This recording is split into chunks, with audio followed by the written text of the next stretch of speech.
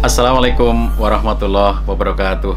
Sahabat sekalian, hidup berumah tangga bukan semata-mata sebuah peristiwa yang naluriah atau alamiah begitu saja. Karena ada fungsi keluarga yang harus diwujudkan dalam perjalanan keluarga itu dari awal sampai akhirnya nanti. Kalau kita melihat fungsi, kita membayangkan misalnya kita memiliki satu alat yang canggih, kita membeli sebuah perlengkapan yang canggih, mahal harganya, mewah bentuknya, eksklusif penampilannya, dan kita mengharapkan sangat banyak kemanfaatan, sangat banyak fungsi dari alat ini.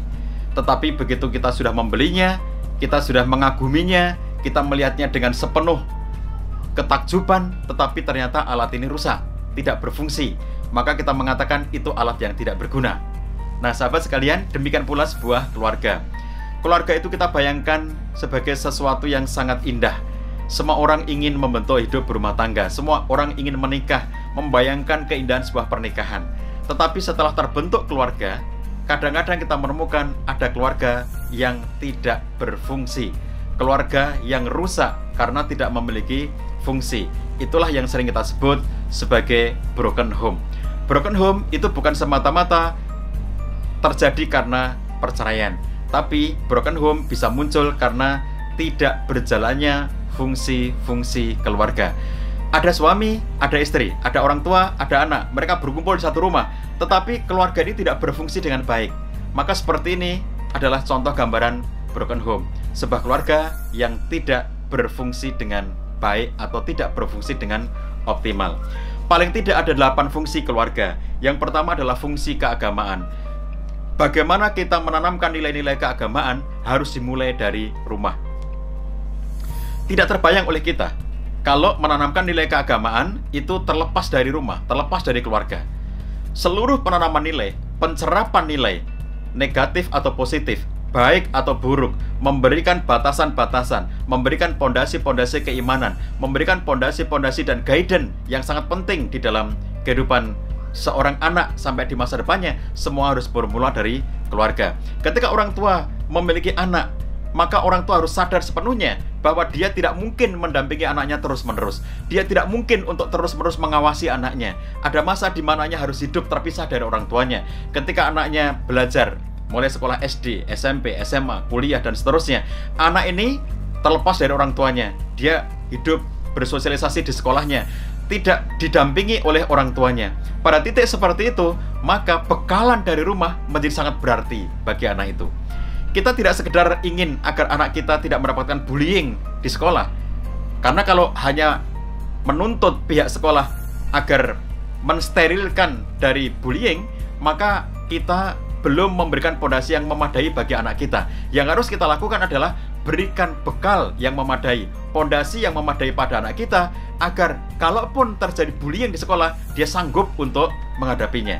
Tentu kita semuanya harus berupaya bagaimana tidak terjadi bullying dimanapun. Tetapi andai saja terjadi bullying pada diri anak kita, kita sudah menyiapkan mereka untuk siap menghadapi berbagai macam dinamika itu. Inilah pentingnya fungsi keagamaan di dalam rumah kita. Tanamkan semua nilai keagamaan, biasakan ibadah, biasakan hal-hal yang positif dalam tinjauan agama, dimulai dari rumah kita. Kemudian yang kedua adalah fungsi sosial budaya. Keluarga memiliki fungsi sosial dan fungsi budaya, bahwa keluarga adalah bagian dari konstruksi budaya. Semua masyarakat di Indonesia, apapun agamanya, mereka mengenal keluarga, mereka mengenal pernikahan dengan aneka budaya yang ada di daerah masing-masing. Oleh karena itu, ada fungsi sosial yang dikembangkan dalam keluarga. Bagaimana dengan keluarga ini kita bersosialisasi. Dengan keluarga, kita bisa berinteraksi dengan masyarakat di sekitar kita dan mengembangkan sisi-sisi sosial di dalam kehidupan kemanusiaan, termasuk mengembangkan sisi budaya melalui keluarga kita. Yang ketiga adalah fungsi cinta kasih.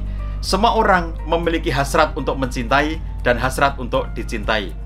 Cukuplah seseorang merasa tersiksa bahkan depresi apabila dia merasa tidak bisa mencintai dan tidak ada orang yang mencintai dirinya. Oleh karena itu, ekspresi cinta dan kasih itu secara sangat optimal akan terwujud di dalam sebuah keluarga. Suami dan istri bisa saling mencurahkan cinta dan kasih sayangnya. Orang tua dengan anak akan bisa saling mencurahkan cinta dan kasih sayangnya. Demikian pula antara anggota keluarga yang satu dengan anggota keluarga yang lainnya, mereka bisa mengekspresikan cinta dan kasih sayang secara sangat optimal dalam bingkai sebuah keluarga.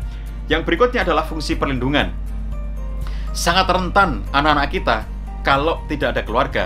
Sangat rentan situasi anak-anak apabila mereka tidak ada yang melindunginya. Dunia kita penuh dengan cemaran, penuh dengan polusi. Apalagi ketika kita hidup di zaman digital, zaman cyber saat ini. Sangat banyak polusi cyber, polusi digital yang masuk melalui hoax, yang masuk melalui berita-berita di internet dan berbagai sarana-sarana atau fitur-fitur komunikasi yang sangat digandrungi oleh anak-anak kita di zaman medsos ini. Itu semuanya harus dilindungi. Ada faktor proteksi dari orang tuanya, dari keluarganya. Ketika anak bersama dengan orang tuanya dalam satu keluarga, maka dia merasa aman, dia merasa terlindungi. Suami dan istri berada dalam satu lingkup keluarga, maka mereka merasa nyaman, mereka merasa terlindungi. Itulah fungsi perlindungan sebuah keluarga. Fungsi berikutnya adalah fungsi reproduksi. Menikah adalah jalan yang halal untuk bisa mengembangkan keturunan. Tanpa pernikahan, maka tidak ada keturunan yang halal. Oleh karena itulah, di dalam keluarga kita mengembangkan fungsi reproduksi. Hanya lewat keluarga sajalah fungsi reproduksi itu menjadi sah dan menjadi halal secara agama, juga secara negara. Oleh karena itulah, kita mengembangkan fungsi reproduksi ini di dalam satu bingkai keluarga agar tercipta anak-anak generasi penerus kita yang soleh dan solihah, yang tangguh, yang berprestasi, yang kelak akan menjadi pemimpin-pemimpin bagi bangsa dan negara ini. Fungsi berikutnya adalah fungsi sosialisasi dan pendidikan.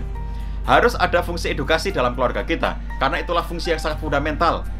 Di dalam keluarga, kita saling bersosialisasi satu dengan yang lainnya, berinteraksi satu dengan yang lainnya, bekerja sama satu dengan yang lainnya. Dan di dalam interaksi itu, dalam sosialisasi itu, ada makna-makna pendidikan. Kita tengah mendidik anak-anak, kita tengah mendidik semua anggota keluarga, kita tengah membiasakan dengan kebiasaan-kebiasaan yang baik, kita tengah melakukan proses edukasi dalam keluarga.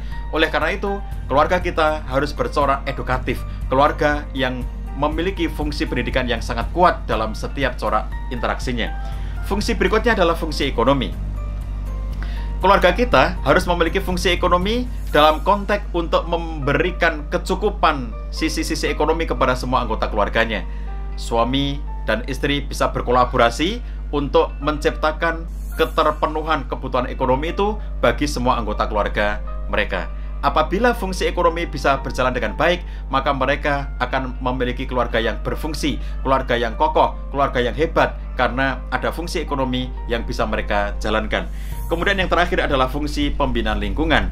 Kita bukan hidup di tempat yang tidak ada siapa-siapa. Kita bukan berada di ruang hampa, tetapi kita berada di tengah masyarakat. Kita berada di sekitar lingkungan kita. Kita berada dalam satu kawasan. Kita berada dalam satu komunitas. Oleh karena itu, yang harus kita lakukan adalah pembinaan lingkungan.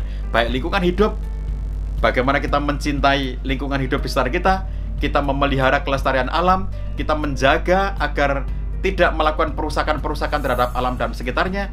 Kita semuanya berkolaborasi secara positif dengan ekosistem di sekitar kita agar tercipta kehidupan yang harmoni. Inilah sahabat sekalian, 10 fungsi keluarga yang harus kita jalankan dengan baik, yang apabila 10-10-nya bisa kita fungsikan dengan baik, akan tercipta keluarga yang handal, keluarga yang tangguh, keluarga yang sangat berprestasi. Tetapi apabila fungsi-fungsi ini hilang, apalagi sampai seluruhnya menjadi hilang, maka inilah disfungsi satu keluarga yang menyebabkan menjadi broken home, yang menyebabkan keluarga ini menjadi tidak bermakna, tidak memiliki keberfungsian, yang memiliki kelemahan sangat banyak dalam keluarga itu akibat dari tidak berfungsinya 8 fungsi keluarga itu. Demikian sahabat sekalian, sesi kali ini 8 fungsi keluarga. Kita akan teruskan dalam sesi-sesi berikutnya. Wassalamualaikum warahmatullahi wabarakatuh.